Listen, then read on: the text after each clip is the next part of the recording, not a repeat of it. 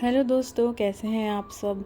जैसा कि आप सब जानते हैं कि परसों से नवरात्रि शुरू हो रहे हैं, तो आसपास पॉजिटिविटी का माहौल है और इस सकारात्मक एनर्जी के साथ हम अपने नवरात्रों को शुरू कर रहे हैं।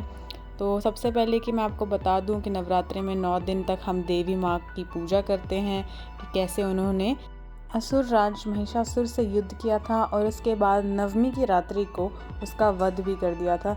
इसीलिए संसार को महिषासुर नामक असुर के लिए जाना जाता है नवरात्रि की वजह से।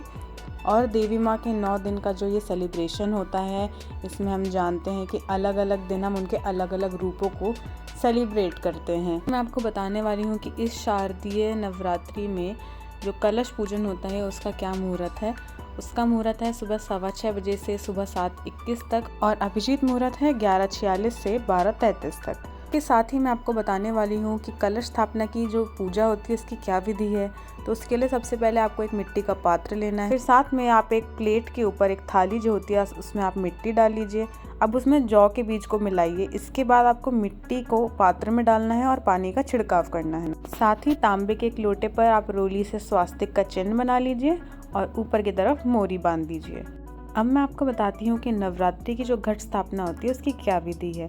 सबसे पहले स्नान करके स्वच्छ कपड़े पहन लें, मंदिर की साफ सफाई करके गणेश जी का नाम लें और देवी माँ के नाम की एक अखंड ज्योत जला दें।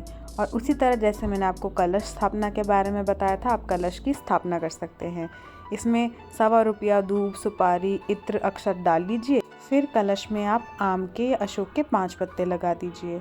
अब एक नारियल को लाल कपड़े से बांधकर मौली से लपेट लीजिए और लपेटने के बाद आप इसको कलश के ऊपर रख दीजिए।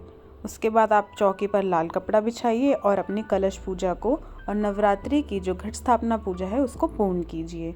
अब जैसा कि आप जानते हैं कि माता की सवारी तो डोली होती है और नवरात्रि के दिनों में तो आप सब जानते ही होंगे कि मंदिरों में, पंडालों में किस तरीके से माता रानी का भव्य स्वागत किया जाता है।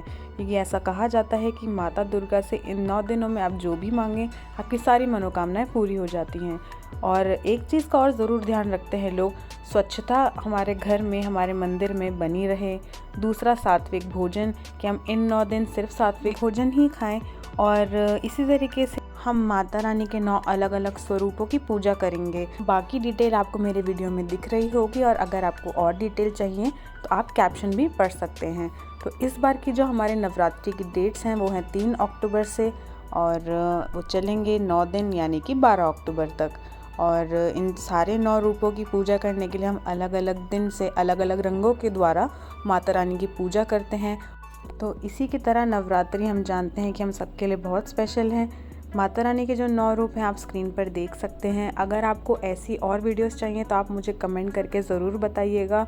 आप लोगों ने पहले भी ऐसे ही मेरा प्रोत्साहन किया है, तो मैं ऐसे ही वीडियोस आपके लिए अपने चैनल पर डालती रहूँगी और यूं ही अपना साथ बनाइए रखिएगा। और अगर आपने अभी तक मेरा चैनल सब्सक्राइब नहीं किया है तो सब्सक्राइब कर लीजिए और बेल आइकन प्रेस कर दीजिए, जिससे आपको मेरे वीडियोस की नोटिफिकेशन मिलते रहें। Thank you for watching my video. Bye bye.